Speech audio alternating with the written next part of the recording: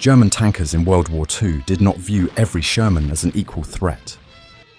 By the summer of 1944, they had learned that one version of the Sherman could change the whole fight. It still looked like the same American tank rolling through the Norman countryside, but this one carried the British 17-pounder, a gun powerful enough to threaten Panthers and Tigers in a way the standard Sherman could not. This was the Sherman Firefly, and once German crews understood what that long barrel meant, it became the tank they wanted to kill first. That was because British and Commonwealth units weren't made up of Fireflies alone. They fielded mixed troops, ordinary Shermans or Cromwells, alongside a smaller number of Fireflies. So in any clash, there was usually one tank carrying the troop's real anti-tank edge. Knock out a normal Sherman, and the troop could still fight. Knock out the Firefly, and you had just removed the one vehicle most likely to punch through heavier German armour before it could do the same to you. To understand why the Firefly climbed so quickly to the top of German target lists, you first have to understand what the British were trying to solve. By 1944, the Sherman was already a reliable and familiar tank in British and Commonwealth service. It was mechanically proven, available in large numbers, and easy to keep moving. But reliability was not the problem. The real problem was firepower. Against infantry, anti-tank guns, field positions, and lighter vehicles, the standard Sherman's 75mm gun was useful and versatile. Against Panthers and Tigers, especially from the front or at longer ranges, it was a far less reassuring answer. The British needed something that could stay inside the Sherman system they already had, but give their tank crews a much harder punch when German heavy armour appeared. That is where the Firefly came in. It was a stopgap solution, but an extremely important one. A Sherman reworked to carry the British 17-pounder, the best Allied tank gun in service, until the 90mm armed Pershing reached combat in early 1945. The 17-pounder was no ordinary anti-tank gun. At 76.2mm and 55 calibers in length, it was a high-velocity gun capable of firing a variety of ammunition types, high explosive, heat, and most importantly, armor-piercing rounds. With standard APC-BC, it could penetrate roughly 120 to 140 millimeters of armor at 1,000 meters. And with the breakthrough APDS round, muzzle velocity jumped to around 1,200 meters per second, pushing penetration to about 200 millimeters at combat ranges. In practical terms, that meant it could defeat any German tank then in service, including the Panther and the Tiger. The gun was ready early, but getting it into a turret was the hard part. A weapon this long and this heavy was not designed to fit inside a conventional tank. The recoil system had to be reworked, the breech had to be turned sideways, ammunition stowage had to be reshaped around it. Those engineering headaches delayed its integration into tanks, so the British fielded interim answers. But the tank that carried the 17-pounder in the largest numbers was the Sherman Firefly, and it did more than upgrade a Sherman. What made that so impressive was that the Sherman had never been designed to carry a weapon like this. The 17-pounder was large, heavy, and difficult to fit into the existing turret, so turning a standard Sherman into a Firefly was not a simple gun swap. The turret had to be heavily reworked, the hull gunner's position was eliminated to free up space for ammunition, the front hull machine gun was removed and plated over, the crew dropped from 5 men to 4. Inside the turret, the recoil system was redesigned, the breech was rotated, and a rear bustle was added as a counterweight to help balance the long barrel. It changed what a Sherman meant in a tank fight. It took a dependable medium tank and gave it the power to fight Germany's armoured elites on far more equal terms, sometimes even stopping a Tiger head-on. However, the APDS was not without its drawbacks. While it could achieve astonishing penetration figures, it lacked precision, especially at longer distances. Its 50mm sub-caliber core, while fast and sharp, had less post-penetration effect than the more stable APC-BC rounds. Even with the drawbacks, the formula was simple. A powerful gun, a proven platform, and ammunition that could pierce the best German armour. That combination made the Firefly one of the few Allied tanks in 1944 that could go toe-to-toe with Germany's armoured elite and have a real chance of winning. In other words, the Firefly was dangerous because the British had forced a very serious anti-tank gun into a tank that had not been built around it. It was an improvisation, but a highly effective one. That effectiveness changed the role the Firefly played inside a troop.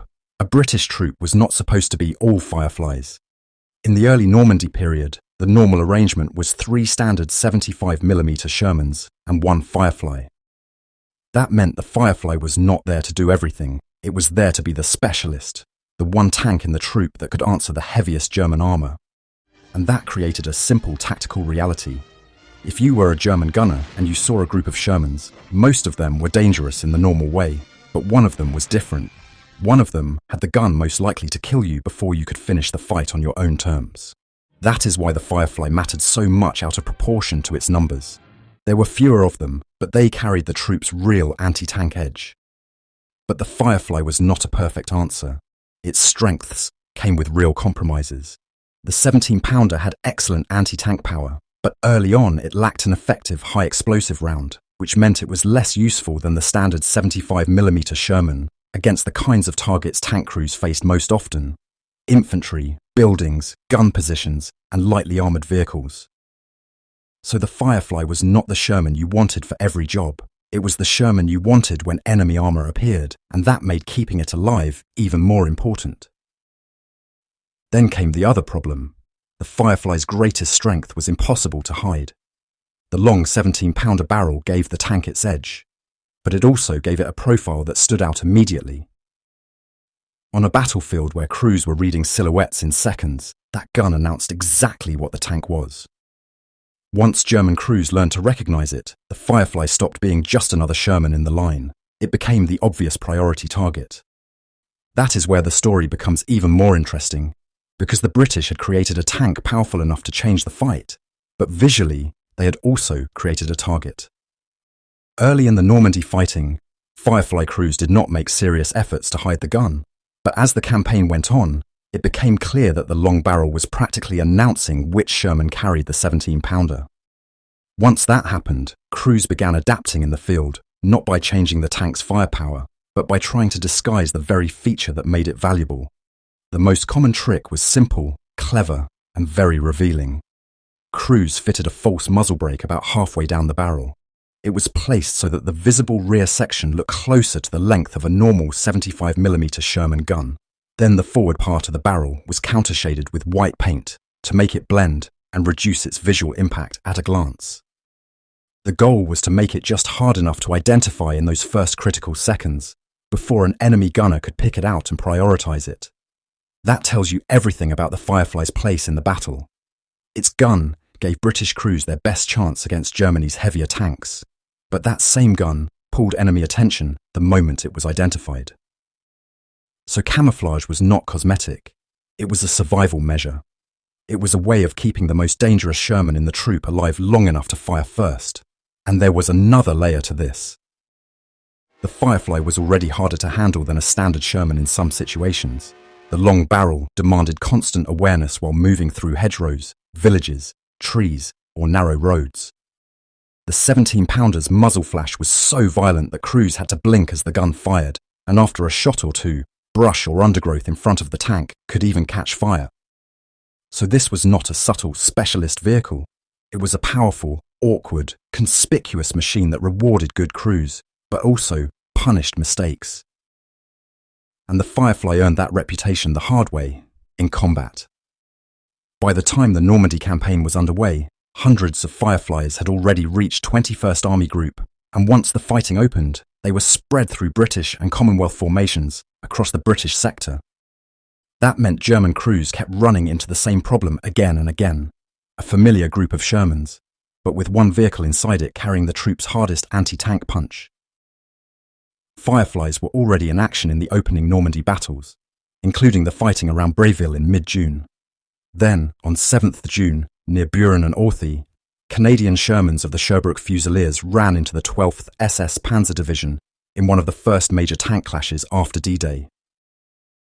It was brutal, chaotic fighting, and Fireflies were among the tanks knocked out. That is an important reminder that for all its extra firepower, the Firefly still carried the same basic protection limits as a standard Sherman. A few days later came Villers-Bocage. On June 13th, in the middle of Michael Whitman's famous attack, a Firefly commanded by Sergeant Stan Lockwood met his Tiger at close range, and fired 4 17-pounder rounds, one of them striking the Tiger and throwing out a jet of flame. Even in one of the most violent German armoured actions in Normandy, the Firefly showed exactly why it mattered. It gave a Sherman crew the ability to hit back hard at a Tiger in the middle of chaos. Then came Ligneuvre on June 14th, one of the clearest demonstrations of what a Firefly could do when it got the first clean shot.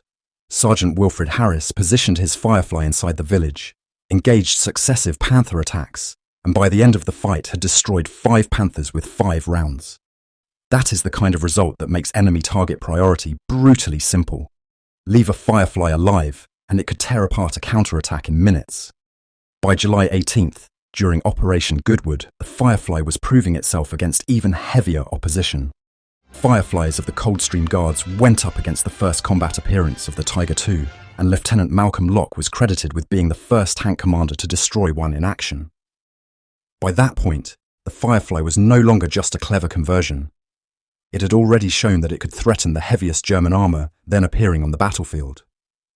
Then came the most famous proof of all. Operation Totalize on August 8, 1944. At Saint-Aignan-de-Cramnil, British and Canadian Fireflies ambushed a German counterattack and knocked out at least 4 Tigers. In that same action, Joe Ekins destroyed 3 Tigers in a 12-minute battle and later a Panzer IV before his own tank was hit.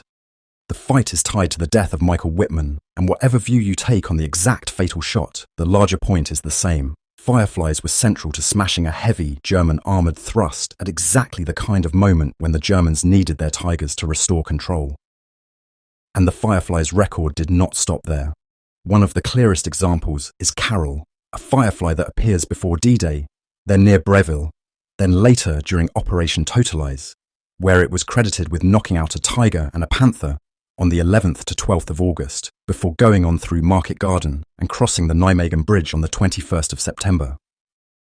That shows the Firefly was not just useful in isolated headline moments, it stayed relevant across campaign after campaign. So the Firefly's story is not just about a better gun, it is about what happens when one improvised tank becomes important enough to change enemy behaviour. The British had taken a reliable American chassis and forced into it a gun powerful enough to challenge Germany's best armour, and in doing that, they created something unusual, a Sherman that could not be ignored, and a tank so dangerous that once German crews understood it, they changed their target order to destroy it first.